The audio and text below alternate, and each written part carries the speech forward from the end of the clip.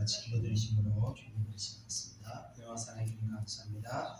오늘도 저희들 이렇게 은혜의 장소에 인도해 주셔서 오늘도 저희들을 새롭게 하시고 저희들에게 놀라운 깨달음과 또 영적인 아버지의 축복하시기 위해서 인도하시는 감사드립니다.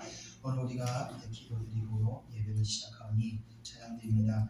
하나님 문을 여시고 주님의 백성들을 계속 이렇게 은혜를 허락하셔서 저희들이 다시 온전히 세워질 수 있도록 인도하여 주시옵소서. 감사드리며 예수님의 이름으로 기도드립니다. 아멘. 우리 다같이 찬송가 80장, 통찬송가 101장, 천지의 이름으로 찬양드리겠습니다.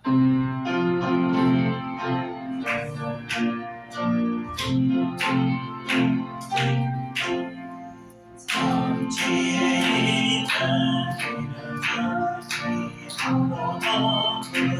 이름 자식이 전지하신 주의 이름 예수 주 앞에 내가 엎드려 그 이름 찬송하며 내 귀에 들린 말씀 중 당신 이름 예수 십자가에 달린 예수인 대로 정문의 인내 바르려 우리 왕이시라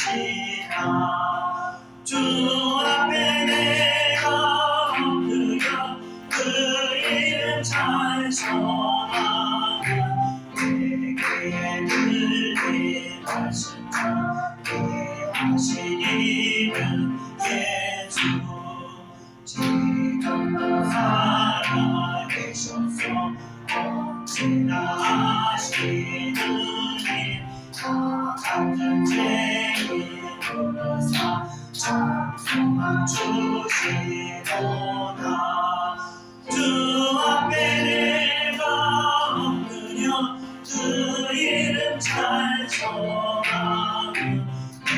귀에 들린 말씀 중 하신 이름 예수 주 예수께서 소원이 어제나 오늘이나 그 이름으로 우리에게 자복을 내리신다 주 앞에 내가 엎드려 그 이름 찬송하며 내 귀에 들린 말씀 중 하신 이름 예수 아멘. 이어서 찬송가 185장, 통찬송가 179장 이 기쁜 소식을 우리가 찬양하겠습니다.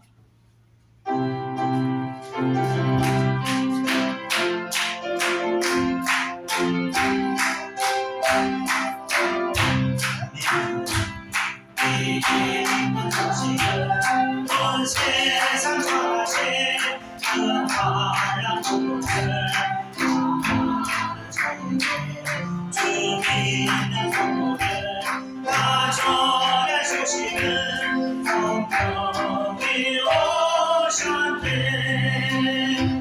성령이 오셨네 성령이 오셨네 예수님 보내신 성령이 오셨네 이 기쁜 소식을 온 세상 전하신 성령이 오셨네 하나님 앞에서 저 사로잡힌 자 구원하시고 천사를 주셨네 승리의 노래가 온 성에 들리니 성령이 오셨네 성령이 오셨네 성령이 오셨네 내 주님 보내신 성령이 오셨네 이 기쁜 소식을 온 세상 전하신 성령이 오셨네 말 없는 사람과 그 도시의 은혜를 의심하면서 내가 믿고 고추어리니 성령이 오셨네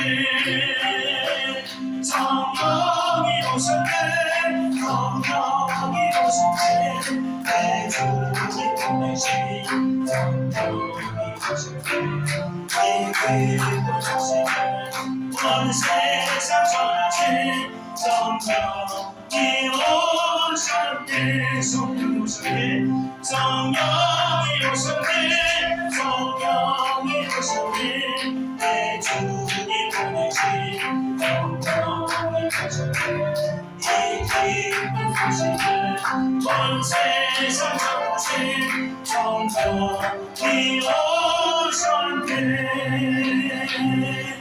아멘. 이어서 찬송가 258장 찬송 250장 샘물과 같은 보혈은 찬양드리겠습니다.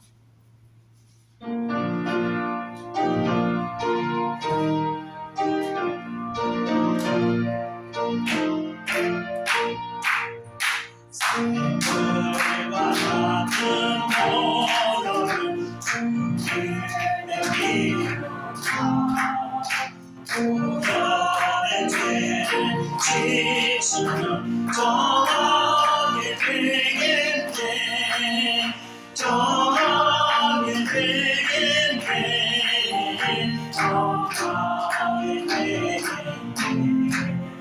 보혈의 죄를 씻으면 정하게 되겠네 도적에게 안오며 내 시선에 도적 같은 피로로 되시기 원하네 되시기 원하네 되시기 원하네 도적 같은 피로로 되시기 원하네 내 소망하는 내 성은 영생을 얻겠네 내 걷어가는 이곳에 한없이 그로가 한없이 그로가 한없이 그로가 걷어가는 이곳에 한없이 그로가 날 좋게 하신 피로는 사랑하네 날 떠나가는 사랑을 늘 찬송하겠네 늘 찬송하겠네 늘 찬송하겠네 살고 나가는 사랑을 늘 찬송하겠네 기도의 천국 올라가 좋은 노래로 날 구속하신 은혜를 늘 찬송하겠네 늘 찬송하겠네 늘 찬송하겠네 구속하신 은혜를 늘 찬송하겠네 아멘. 이어서 찬송가 278장 통일 찬송가 336장 오랫동안 죽더라 찬양드리겠습니다.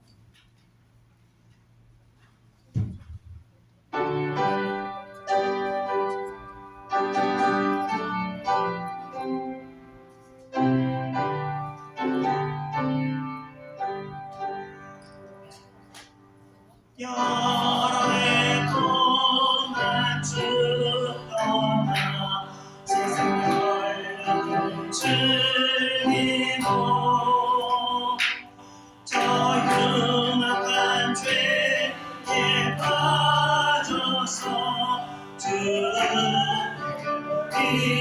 전에 사랑의 예수님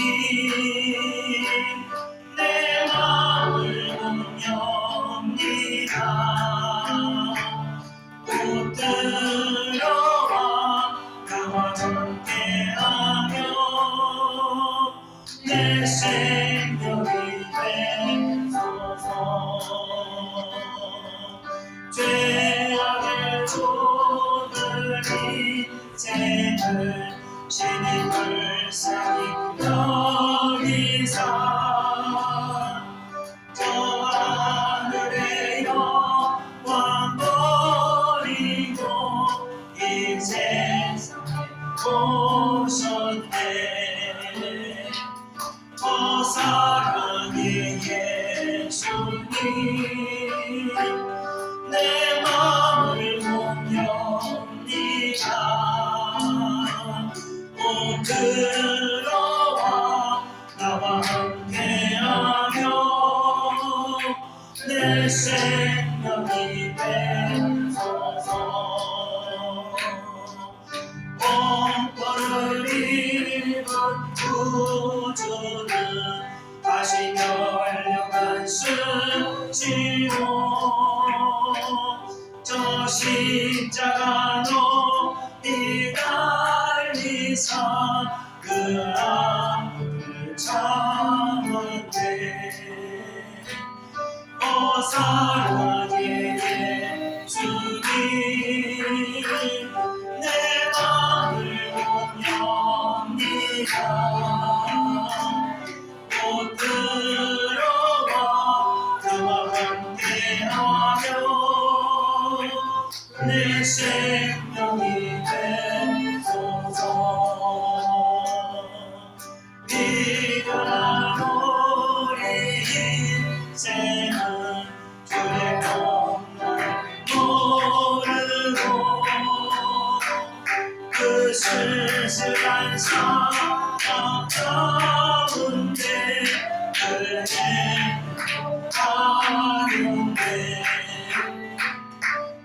사랑의 예수님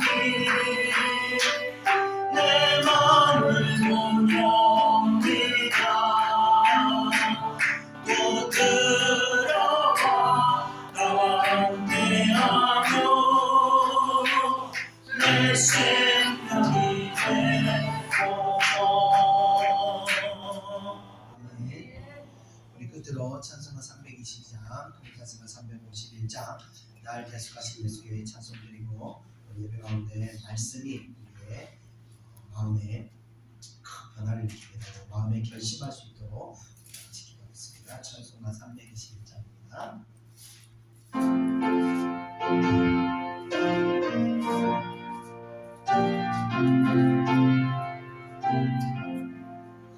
나를 대성하신 예수의 생명을 드리니 나를 진실하게 하소서. 내 구주 예수여 나 구주이 살리라. 내 기뻐할 것 없으니 내 발길 떠나소서. 내 구주 예수여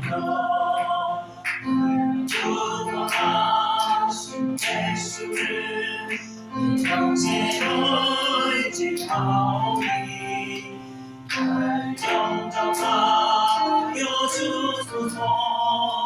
내 구주 예수여 구주님 살리라. 내 기뻐할 것 없으니 내 발길 인도하소서. 내 구주 예수여 십자가에 달리라. 자유하게 했으니 건강을 주 위해 다스게 하소서.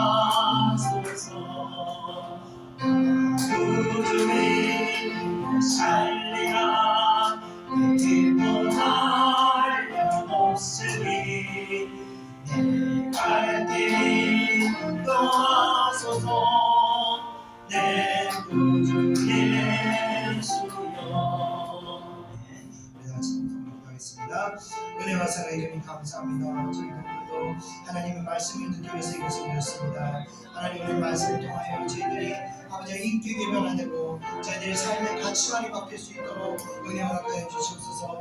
저희들의 마음을 활짝 열어주시고 아버지의 말씀이 아버지 옥토에 떨어진 씨앗과 같이 우리의 인격을 바꾸고 우리의 삶을 바꿀 수 있도록, 그래서 우리의 삶 가운데 아버지 열매 맺을 수 있도록 30배, 60배, 100배의 열매를 맺을 수 있도록 은혜 허락하여 주옵소서. 말씀을 통하여 우리 가치관이 오직 하나님의 영광을 위해서 하나님 나라를 위해서 살아갈 수 있도록 은혜 내려 주시옵소서.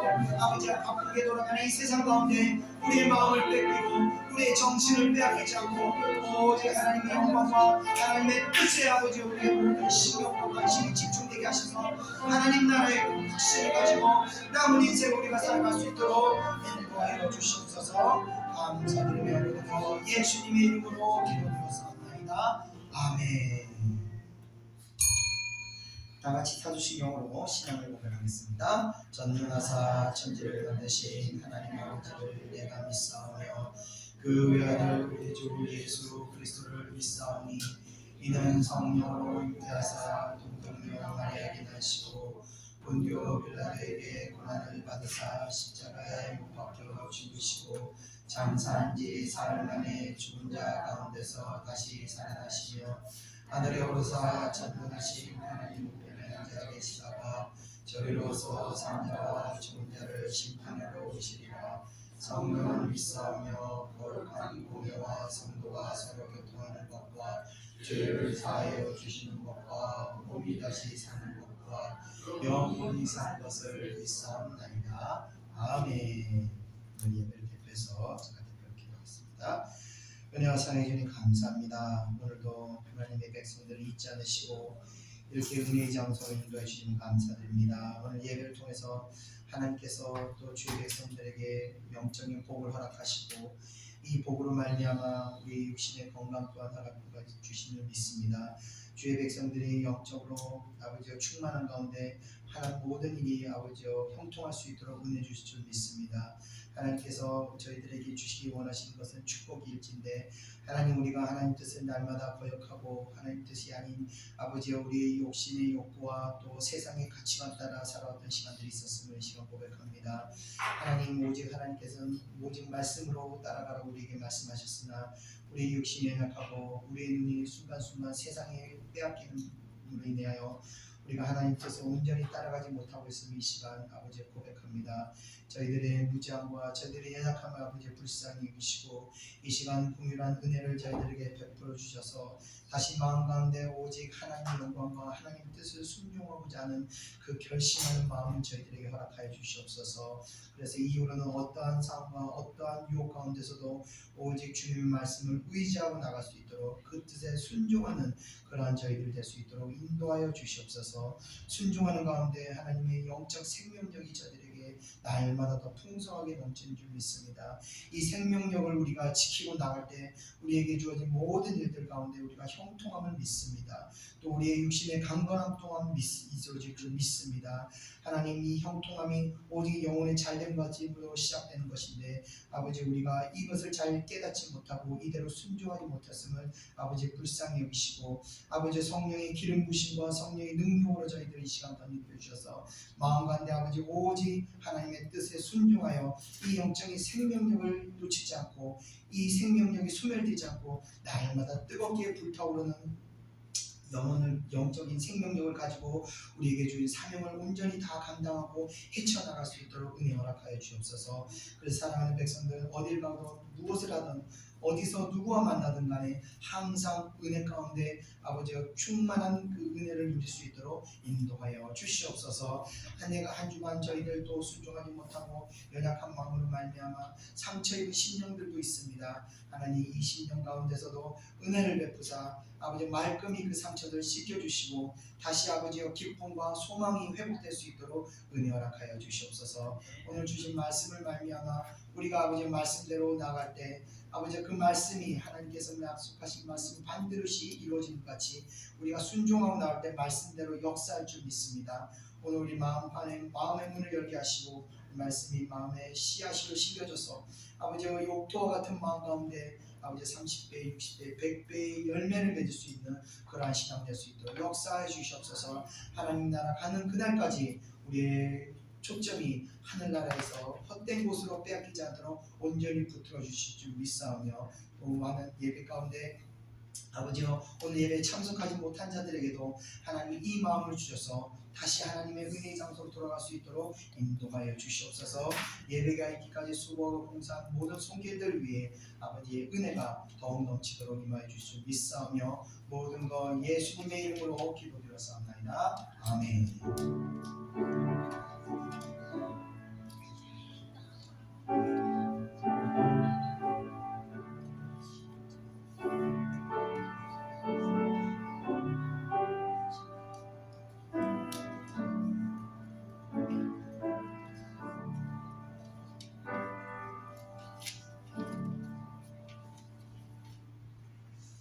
우리 같이 하나님 말씀 보겠습니다. 하나님 말씀은 마태복음 25장 1절부터 13절입니다.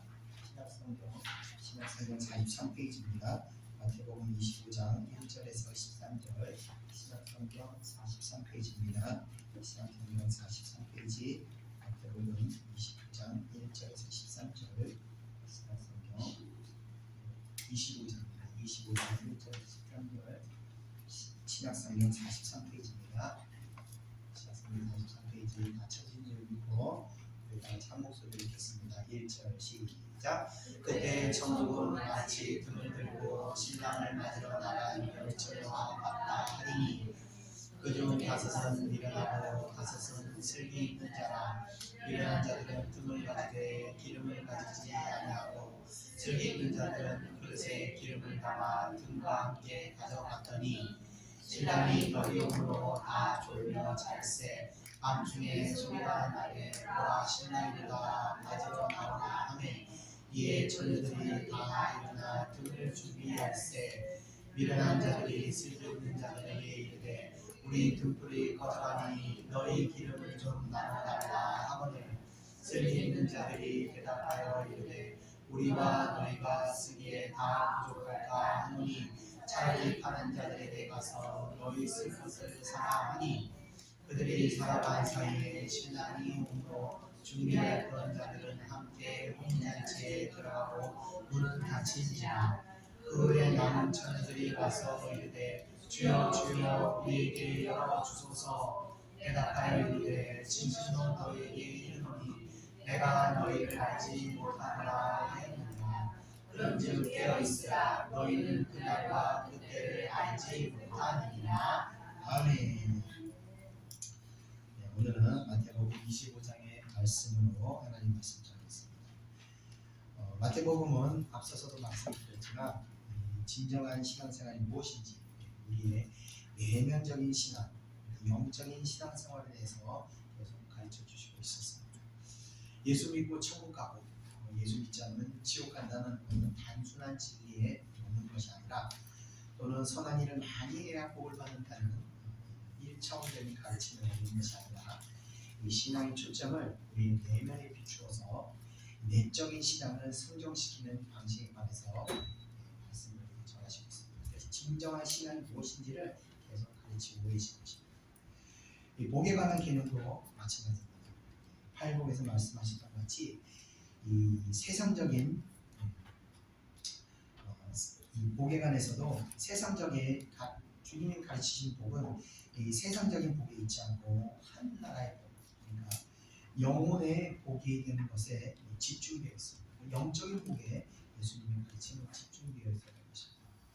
자, 이같이 마태복음의 가르침은 우리가 이 가르침을 제대로 우리 먹게 되면 이 가르침대로 우리 영적 체질은 변화될 수 있게 됩니다. 몸은 그대로지만 생각과 마음먹은 그 방향성이 이제 달라지는 것입니다. 포커스 방향이 변하는 것입니다. 오늘 전하고자 하는 이 25절의 말씀도 마찬가지로 내적인 문제에 관한 이 비유로 이 말씀을 전한 그런 내용들입니다. 자, 25절도 24절에 이어서 이 말세에 대한 가르침에 이어지는 것인데 그것을 이제 이 비유로 이제 말씀하시게 됩니다. 이제 이 내용들을 통해서 우리의 내면적 이 신앙을 성장을 이루어가는 그런 시간이 이어지게 됩니다. 여러분들에게 그런 시간이 되시길 소망하며 오늘 말씀을 전하겠습니다. 자, 그럼 이제 본문으로 가면서 우리 다 같이 1절을 한번 읽어보겠습니다. 시작. 그때 천국은 마치 등을 들고 신랑을 맞으러 나가는 것처럼 아멘. 아멘. 자, 주님께서 이번에는 유대인의 이 결혼 풍습을 예를 들어서 이제 마지막 때 이 성도들이 겪게 되는 상황들을 이 풍습을 예를 비유로 이제 말씀하시고 있습니다. 자, 1절에 보면 그때라고 되어 있는데 이 그때라는 것은 마지막 때, 그러니까 주님의 재림의 때를 말하는 것입니다. 그러니까 재림하시는 주님을 신랑 결혼하기 위해 찾아오는 그 신랑에 비유하였고, 또 재림을 기다리는 성도들을 이 신랑을 맞으러 나가는 열 처녀에 비유한 것입니다. 자, 여기서 우리는요 유대 풍습을 잘 모르기 때문에 10명의 처녀들이 마치 신랑을 맞으러 나가는 이 신부라고 생각하기 쉬운데, 만약에 이들이 다 신부라고 한다면 분명히 이분들은 합동 결혼식이거나 아니면 일부 다처제라 오해를 할 수가 있습니다. 그런데 결혼식의 신부는 분명 한 명의 처녀가 시집가는 것이 되고, 이 10명의 처녀가 등장하는 것은 바로 신부의 들러리들을 가르치는 것입니다. 그래서 유대 풍습에 의하면 신랑이 찾아올 때 신부의 들러리들이 신랑을 맞으러 나가야 됩니다.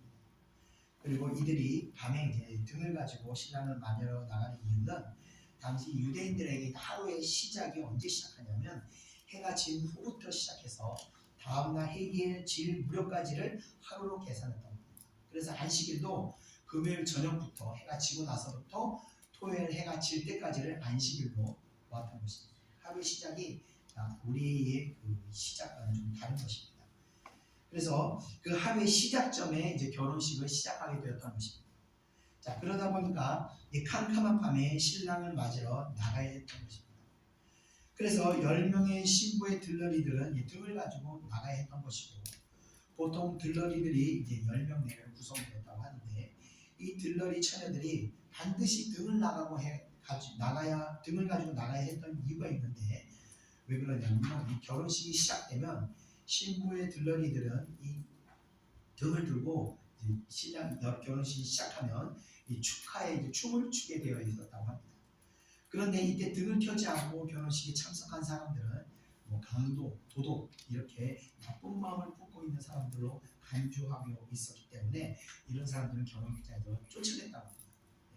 그래서 신부의 들러리들은 반드시 불이 켜 있는 상태로 집안으로 들어와야 했다고 합니다. 자, 이제 이렇게 신랑이 도착하면 신부의 들러리들은 집안으로 신랑을 인도하고 들어오게 되고, 이후 문은 닫히게 되는데 이때 닫힌 문들은 다시 열리지 않았다고 합니다. 왜냐하면 당시 강도 떼들이나 도둑 떼들이 이 결혼식장들을 밤중에 침입해서 그들의 그 결혼식 예물이나 이런 약탈하는 일들이 종종 있었기 때문에 결혼식이 시작되는 문을 딱 닫고 다시는 열어주지 않았다고 합니다. 안전상 문이 완전히 닫혔다는 것입니다. 자, 이런 이 유대인들의 교회 풍습을 이해하면서 우리가 다시 이어지는 2절, 3절을 한번 읽어보겠습니다. 시작. 그 중에 5은 미련하고 5은 슬기 있는 자라. 미련한 자들은 등을 가지되 기름을 가지지 아니하고, 슬기 있는 자들은 그릇에 기름을 담아 등과 함께 가져갔더니. 아멘. 자, 주님께서는 이 10명의 처녀들을 이제 다시 등장시키십니다. 동시에 이 두 부류로 이제 이들을 구분시키게 되는데, 바로 미련한 자와 슬기로운 자로 구분시킵니다. 자, 이러한 분류는 믿는 자와 믿지 않는 자의 분류라기보다 성도들 사이에서 이 분류로서 교회 안에서도 이 슬기로운 자와 미련한 자가 있음을 의미하는 것입니다. 자, 그중 미련한 자들은 등을 가지되 기름을 가지지 않았다고 하는데, 기름을 가지지 아니하였다는 것은 아예 기름을 가지고 가지 않은 것이 아니라 기름을 가져갔는데 넉넉하게 충분한 기름을 가져가지 않은 것을 말하는 것입니다. 자, 이 처녀들이 준비했던 등과 기름이 의미하는 것이 있는데, 바로 이 성도들의 신앙생활을 상징하는 것입니다. 이 등이라는 것은, 이 등이 성도들의 어떤 외형적인 신앙생활을 상징한다면, 이 기름은 이 내형적인 그 어떤 외형적인 신앙생활을 유지시켜주는 이 성령을 의미한다고 할 수 있습니다. 자, 그렇다면 이 미련한 처녀, 다섯 처녀가 등은가지되 충분한 기름을 가지지 않았다는 것은 바로 성도가 경건한 모양은 있는데, 모습은 있는데 이 경건한 능력이 없는 상태인 것입니다. 그러니까 성도가 성령을 받지 못한 상태이거나 성령의 능력이 완전히 소멸된 그런 상태를 일으키는 것입니다. 그러니까 보통 사람들이 처음 신앙을 갖게 됐을 때는 뜨겁게 열심으로 그런 신앙생활을 하게 됩니다. 사람. 그런데 시간이 차츰 흐르면서 이 기름이 부족한 다섯 처녀와 같이 성령이 서서히 이렇게 소멸되면서 이 성령을 잃어버리게 되거나 완전히 이 능력이 소멸되는 경우들이 많이 있습니다. 그 신앙의 불이 이제 점점 꺼지는 거예요. 그러죠. 옛날에는 안 그랬는데, 옛날에는 뜨거웠는데, 제가 지난주에도 어떤 집사님 만났는데 그분이 그러시다. 저도 옛날에 한 10년 전에 정말 뜨겁게 신앙생활했는데 요즘은 왜 그런지 모르겠어요. 이러시더라고요. 불이 꺼졌어요. 기름이 다 떨어졌어요. 자, 그게 자, 이렇게 신앙의 불이 완전히 꺼지게 된 상태에서는요, 신랑이 되신 예수님을 맞기에 합당하지 못한 자가 되고 만다는 것을 이 미련한 이 다섯 처녀의 비유를 통해서 주님께서 말씀하십니다. 자, 이와 달리 슬기로운 다섯 처녀들은요, 신랑이 혹시 늦어질 수 있을까 여분의 기름을 넉넉하게 더 준비하게 되었습니다. 이것은 성도가 성령으로 더불어서 이 하나님과 끊임없이 영적인 교제를 나누면서 생명력이 있는 그런 신앙생활을 유지하는 상태를 의미하는 것입니다. 자, 이러한 신앙 상태의 신앙인들은요, 항상 그들 삶 속에서 믿음으로 살아가기 때문에 혹시나 늦어진다 하더라도 넉넉하게 신랑을 맞이할 준비가 되어 있는 것입니다. 자, 이어지는 5절 우리 이어서 한번 읽어보겠습니다. 시작. 신랑이 더디오므로 다 졸며 잘세. 자, 신랑이 늦게 온다는 것은 미리 기름을 준비하지 않았던 처녀들에게는요, 재앙과 같은 사건으로 다가옵니다. 이것은 믿음이 적은 자들에게 주님의 저지름이 더디어 오게 되는 것은 결국 주님을 잃어버리는 상태에 이르게 된다는 것입니다. 주님께서는요, 승천하시면서 이 세대가 지나기 전에 내가 다시 오실 것이라고 말씀하시면서 마치 곧 오실 것 같이 말씀하시고도 지금까지도 오시지 않았습니다. 이것에 대해서 재림에 대한 의구심을 품는 사람들도 있습니다.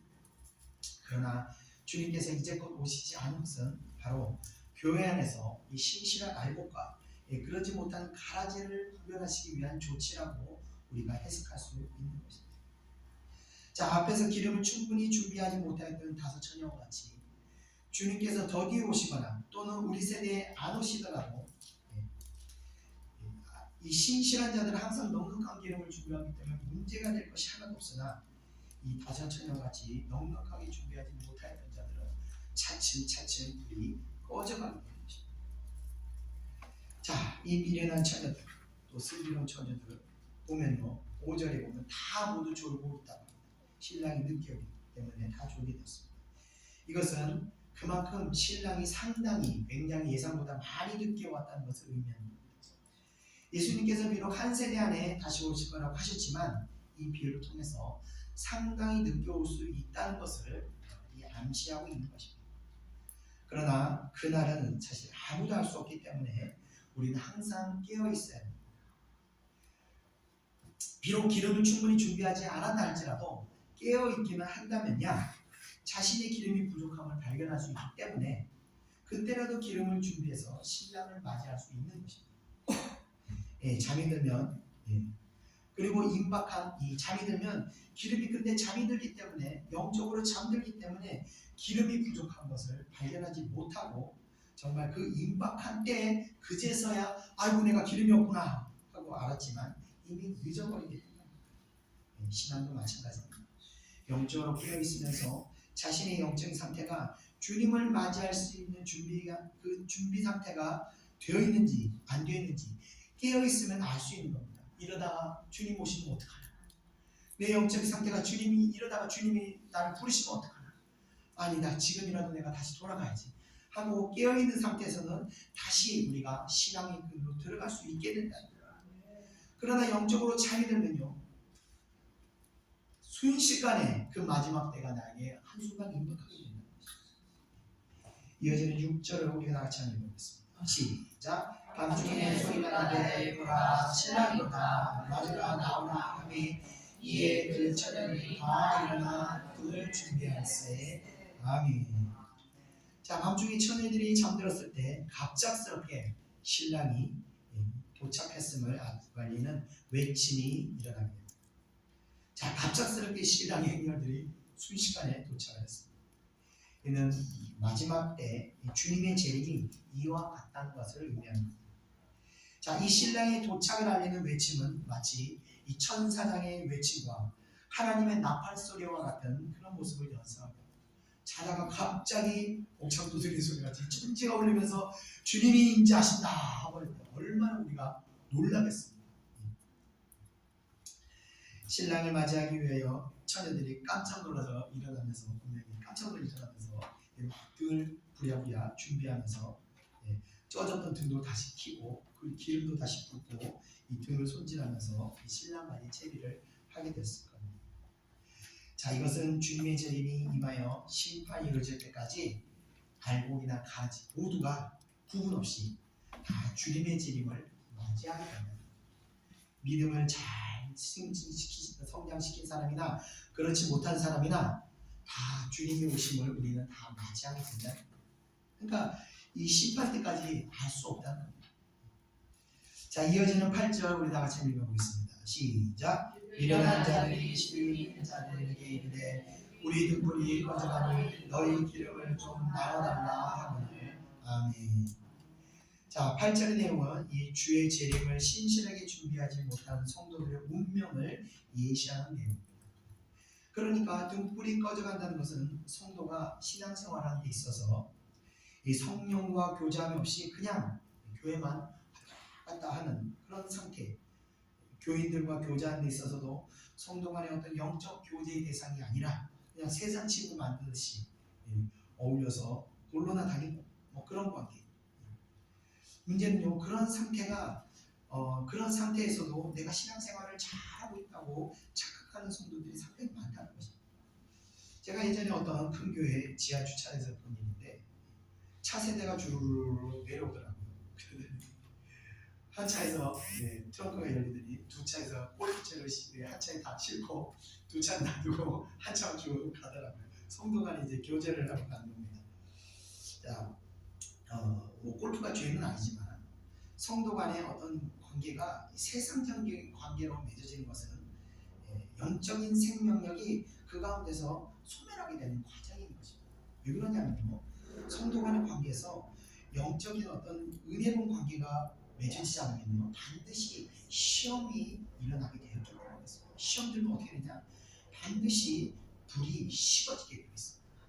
좀 전에 말씀드렸던 제가 지난주에 만났던 집사님도 성도 간의 어떤 관계에 있어서 사업의 어떤 파트너였는데 그 성도로 인해서 자기가 실족하게 되면서 그 다음부터 불이 확 식어버렸다는 얘기를 듣게 되었습니다.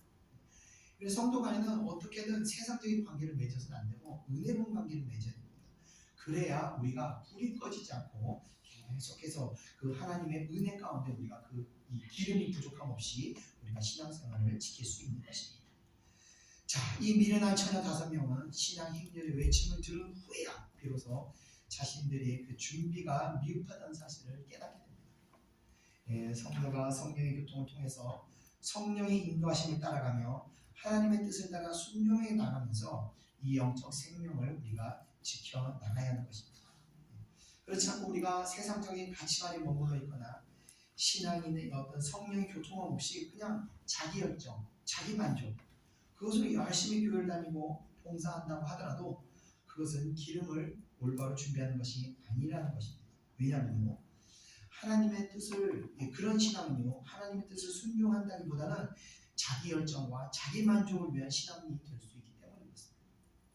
하나님의 뜻을 순종한다는 것은요, 항상 제가 말씀드리지만요 쉽지가 않습니다. 철저하게 자기를 부인해야 되고 자기 십자가를 지는 것이기 때문에 대부분 내가 원하지 않는 방향으로 하나님이 인도하시는 경우들이 상당히 많기 때문에 그렇습니다. 자, 이렇게 하나님 뜻과 상관없이 자기의 만족과 목적을 이루기 위한 신앙은 마지막 때, 그러니까 주님이 재림이나 우리가 하나님의 부름을 받아 나갈 때 우리를 당황하게 만드는 것입니다. 우리가 주님의 심판대 앞에 서서 주님, 그래도 내가 주님을 위해서 이런 일도 하고 영광을 위해서 이런 것도 하고 저런 것도 했습니다 라고 만약 주님께 우리가 하더라도, 만약 그때 주님께서 누가 그것을 너에게 요구했느냐 라고 말씀하신다면 우리가 어떻게 되겠습니까? 나는 열심히 한다고 했는데 하나님 뜻이 아니었다, 우리가 이것을 어떻게 받아들이겠습니까? 이사야서 1장 11절 12절 우리 다 같이 한번 읽어보겠습니다. 시작. 너희의 무수한 재물이 내게 무엇이 유익하뇨?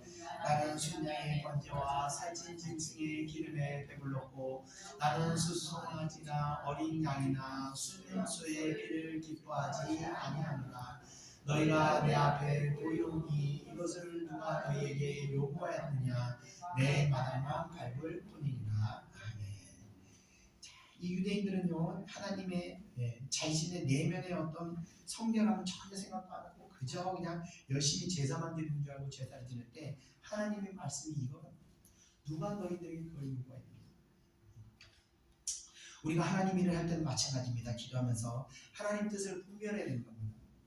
내가 하고 싶어서 하는 것이 아니라 하나님의 뜻임을 확신하게 되면 비록 내가 원하지 않는다 할지라도 내 욕심의 욕구들을 죽이고 하나님 뜻에 순종하고 가는 것입니다. 우리의 목적이나 감정이 하나님의 뜻을 앞서서는 안 된다는 겁니다. 자, 이렇게 성령의 교통으로 하나님과 충분한 교제를 이루며 신실한 믿음으로 알곡이 되지 못하였던 이 가라지 같은 성도들에게 있어서 주님과의 만남은 매우 당황스러운 일이 아닐 수 없는 것입니다. 또 보면요, 간혹 영적인 분별력이 없어서 목사님 말씀에 무조건적인 충성을 다 바친 성도들도 있습니다. 물론 목회자가 하나님의 뜻을 잘 분별하여 그 뜻을 전할 때만야 순종하는 것은 매우 큰 복이 되고, 반대로 불순종은 어려움에 들어가는 것이 됩니다. 그러나 그런 것이 아니라 목회자에 대한 어떤 맹목적인 순종은 오히려 우상숭배가 되는 이 죄로 빠질 수 있다는 것도 우리가 알아야 됩니다. 자, 그렇기 때문에 우리는 무조건적인 목회자의 말씀을 따라가는 것이 아니라 우리에게 성령의 인도하심을 따라서 그 성령을 통해서 하나님과 교제를 이루어가면서 이 마지막 때 우리의 필요한 이 기름을 우리가 준비해 나가는 것입니다. 자, 넉넉한 기름을 준비하지 못한 미련한 처녀들이 기름을 충분히 준비했던 슬기로운 처녀들에게 기름을 나누어 달라고 요청하게 됩니다. 이것은 슬기로운 처녀들에게는 너무나 어처구니 없는 일이 알 수가 없습니다. 왜냐하면 이 자기들이 쓸 것도 이미 이제 이들도 이제 거의 기름이 이제 자기들 쓸 것밖에 남아있지 않기 때문에 그렇습니다. 자, 이어지는 9절 우리 다 같이 한번 읽어보겠습니다. 시작. 슬기 있는 자들이 대답하여 이르되 우리와 너희가 쓰기에 다 부족할까 하노니 차라리 파는 자들에게 가서 너희 쓸 것을 사라 하니. 아멘. 자, 슬기로운 다섯 처녀들의 대답은요, 네모카리만큼 단호하게 이들의 요청을 거절하게 됩니다. 이것은 구원의 문제에 있어서 자신의 어떤 영적 생명력을 누구에게 대신해서 나눠줄 수 있는 것이 아니기 때문입니다. 우리의 의로움이나 우리의 공덕이 누구에게 물려줄 수 있는 것이 아니라는 겁니다. 그러므로 구원에 이르게 될 때도 마찬가지로 우리가 아무리 우리 집안에 어떤 순교자가 있다, 우리 가문에 목회자가 몇 명이 한다고 한들 내가 스스로 신실한 기름을 준비하지 않으면요, 하나님 은혜에서 단호하게 걸러질 수 있다는 겁니다.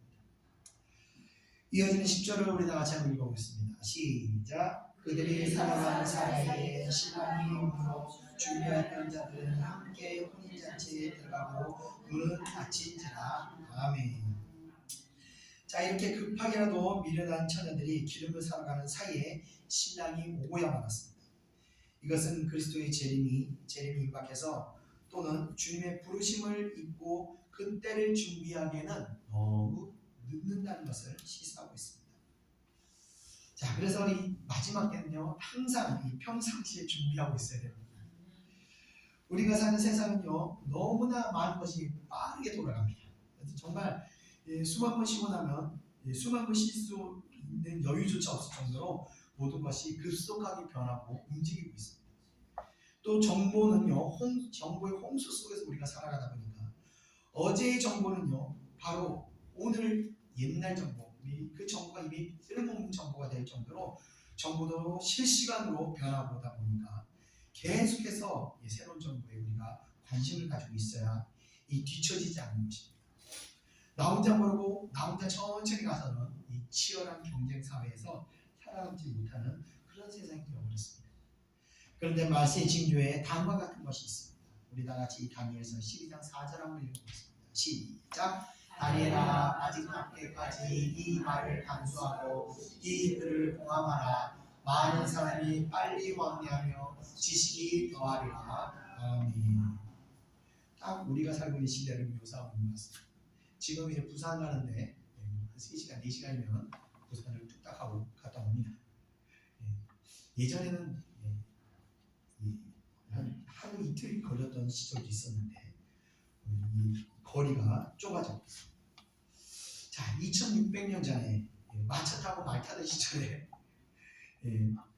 다니던 시절에 이 정보라고는 입에서 입으로 전달되는 소문만 무성한 그 시절에 하나님께서 다니엘을 통해서 마치 현대와 같은 시대를 보고 와서 말씀하신 것처럼 오늘날 시대를 이어가고 계신 것입니다.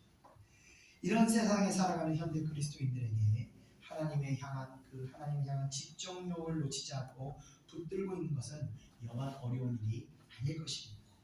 더더군다나 성령의 교제를 통한 영적 생명력을 지킨다는 것은 너무나 어려운 일이 아닐 수 없습니다.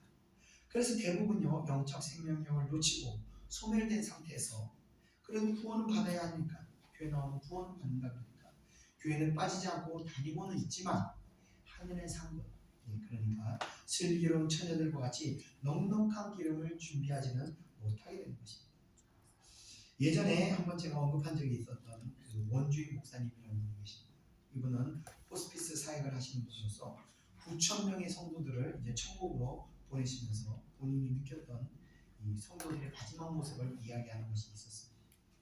이 전주하는 성도들이 마지막 가는 길에 그렇게 눈물을 흘리면서 후회하더라고요. 결국 이렇게 빈손으로 가는데 하나님을 위해서 아무것도 할 일이 없다면 후회한다는 겁니다. 후회한다는 것은 그나마 깨어있다는 증거이기도 합니다.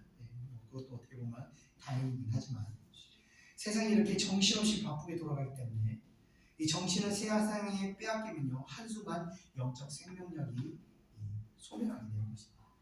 놓치게 됩니다. 이 영적 생명을 놓치게 되면 우리 영혼은요, 급속하게 세상적으로 세속화되면서 바뀌게 되면서 생명력은 한순간 계속해서 소멸하게 되는 것입니다. 동시에 이 마지막 때라는 것이 그렇게 소멸되는 순간 한순간 내 앞에 나타나게 되는 것입니다. 어떻게든 우리는요, 그래서 성령과의 교통을 통해서 이 생명력은 절대 놓치지 말고 붙들고 가야 하는 것입니다. 슬기로운 처녀들은 비록 신랑이 덕이 오셨지만 신실하게 기름을 준비한 까닭에 신랑을 맞이하여 혼인잔치에 들어갈 수 있었습니다. 이처럼 비록 재림이 덕이 오더라도 성령과 교제하며 마지막을 준비하는 성도들은 친밀한 교제를 나누며 천국으로 들어가게 되는 것입니다. 신랑이 들어가게 되면서 강도의 습격에 대비해서 문은 굳게 닫히게 되며 다시 열리지 않는다고 합니다. 이것은 구원이라는 것은 기회가 한번 지나가면 다시 주어지지 않는다는 것을 의미하는 것입니다. 자, 이어지는 11절 우리 다 같이 한번 읽어보겠습니다. 시작. 그 후에 남은 처녀들이 와서 이르되 주여 주여 우리에게 열어주소서. 아멘. 자, 기름을 살아갔던 미련한 다섯 처녀는 혼인집 문이 닫힌 뒤에야 문을 열어달라고 호소하고 있습니다. 그러나 기회는요, 주어지지 않았습니다. 그들은요, 처음에는 슬기로운 처녀들과 마찬가지로 함께 잔치집에 초대된 자들이었습니다. 그러나 잔치에 참여할 만한 준비를 미처 하지 못한 까닭에 혼인잔치집에 들어가지 못하였습니다. 그리고 나서 어떻게 됐냐? 마치 강도와 도둑과 같이 치료를 받으며 문이 굳게 닫히고 그들은 이 잔치에 참여하지 못하게 되었다. 자, 이와 같이 회개와 믿음의 때도 어떤 때가 정해져 있다는 것입니다. 그 때를 놓치게 되면 그 그때는 후회도 소용이 없게 됩니다. 우리 다 같이 요한복음 12장 36절을 다 같이 한번 읽어보겠습니다. 시작. 너희에게 아직 빛이 있을 동안에 빛을 믿으라. 그리하면 빛의 아들이 되리라. 아멘. 이 때를 놓치는 어리석음에 빠지지 않아야 합니다. 때를 놓치는 자가 되지 말아야 한다는 것입니다. 주여 주여 하는 자들 전부 다 천국에 가는 것이 아니라고 말씀을 하시기 때문인 것입니다. 이 때를 준비하고 믿음과 인내의 열매를 맺는 자들이 하나님의 뜻을 따라가는 자들이 바로 천국에 들어가게 되는 것입니다. 자, 이 다섯 처녀들의 간청의 주인은 좀 충격적인 대답을 하게 됩니다.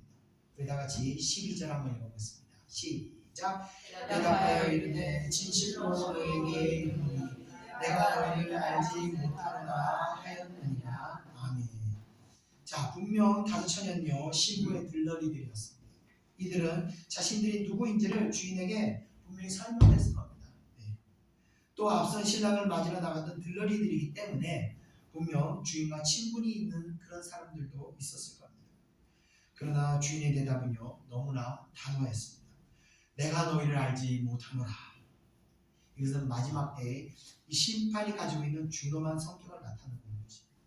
우리가 마지막 심판 전에 아무리 우리가 하나님을 위해서 주를 위해서 귀신을 쫓아내고 영혼을 숨기고 아무리 우리가 했다 하더라도 우리가 중간에 기름이 끊어지고 불이 꺼져버리면 주님께서 내가 너희를 알지 못하노라 라고 그런 말씀 우리가 들을 수 있다.